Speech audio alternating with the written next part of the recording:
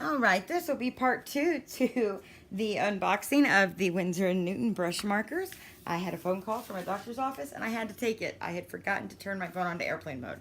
So now we're going to try this with my iPad to see if I can record it without getting disturbed by anybody. So I was just following up telling you about the buddy box that I had attempted to send this morning. I had had it all packed up along with a big box for my 20-year-old daughter in Oklahoma.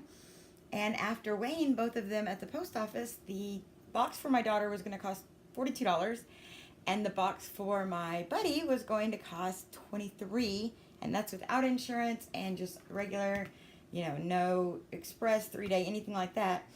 And so I really wasn't prepared to pay, almost $70 in shipping today. So I put the buddy box to the side, and we'll wait till I get some work and, have a little bit of extra spending money that I'm not wasting on this type of stuff, but I know she'll understand.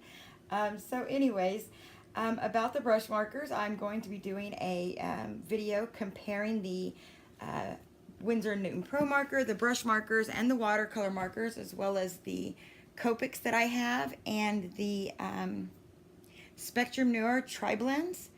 And I'm trying to think if I have any other alcohol markers. I have the Sharpie Market or the Big Market ones I might also do. So anyways, I'm going to do a marker comparison video, and I also have a box or another package coming in with the Kirby Rosane's new color Morphia, so I will be doing a review of that. So hopefully you stay tuned and come back and check stuff out. So thank you so much for choosing to tune in, and I apologize that I had to do a 2 or 3 minute video at the end here to follow up after my obnoxious phone call disturbed the video. Anyways, this is Angie with Angie's Art Addicts, and I hope you guys have a blessed and wonderful day. Thank you so much. Goodbye.